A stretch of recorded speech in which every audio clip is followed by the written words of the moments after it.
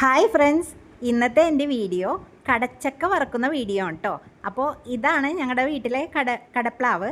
അതിൽ കുറച്ച് കടച്ചക്കയൊക്കെ ഉണ്ടായിട്ടുണ്ട്. പക്ഷെ മഴ കാരണം പെട്ടെന്ന് അത് ചീഞ്ഞു പോകുന്നുണ്ട് കേട്ടോ. പഴുത്ത് പെട്ടെന്ന് ചീഞ്ഞു പോകുന്നുണ്ട്. അപ്പോൾ ശശിട്ടൻ കാലത്ത് തന്നെ എനിക്ക് കുറച്ച് കടച്ചക്കയൊക്കെ പറിച്ചു തന്നു കേട്ടോ. അപ്പോൾ അതിൻ്റെ തൊലിയും കൂഞ്ഞിലും ഒക്കെ ചെത്തിക്കളഞ്ഞ് ഞാൻ ഈ മെഷീനിൽ അരിഞ്ഞെടുക്കുകയാണ് കേട്ടോ. ഈ മെഷീനിൽ നമുക്ക് പെട്ടെന്ന് കനം കുറച്ച് അരിഞ്ഞെടുക്കാൻ പറ്റും.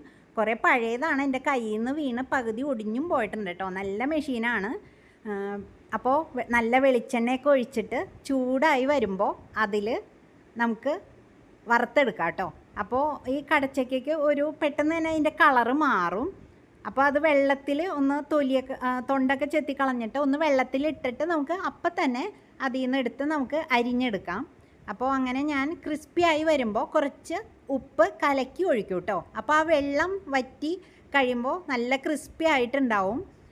അങ്ങനെ ഊറ്റിയെടുക്കുകയാണ്. പിന്നെ നമ്മുടെ വീട്ടിലുണ്ടായ കുറച്ച് കറിവേപ്പിലയും ഞാൻ അതിലിട്ട് വറുത്തിട്ടു കേട്ടോ. അപ്പോൾ നല്ല മണമൊക്കെ വരും.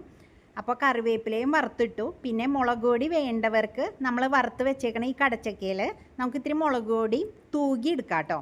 അപ്പോൾ നല്ല ടേസ്റ്റ് ഉണ്ടാവും. ഉപ്പും ഈ കറിവേപ്പിലയുടെ മണമൊക്കെ വരുമ്പോൾ നല്ല ടേസ്റ്റാണ് ഈ കടച്ചക്ക വറുത്തത് കഴിക്കാനായിട്ട്. അപ്പോൾ വൈകുന്നേരം ആയപ്പോൾ ഒരു മഴയൊക്കെ വന്നിട്ടുണ്ടായിരുന്നു. അപ്പോൾ ഞാൻ വിചാരിച്ചു ഒരു കട്ടൻ ചായ ഉണ്ടാക്കാമെന്ന്. അപ്പോൾ കട്ടൻ ചായയിൽ ഞാൻ ചുക്കും 2-3 കുരുമുളകും ഒക്കെ ചതച്ചിട്ടാണ് കട്ടൻ ചായ ഉണ്ടാക്കിയെടുത്തത്. ചുക്കും കുരുമുളക് ശർക്കര ഇടാം കേട്ടോ.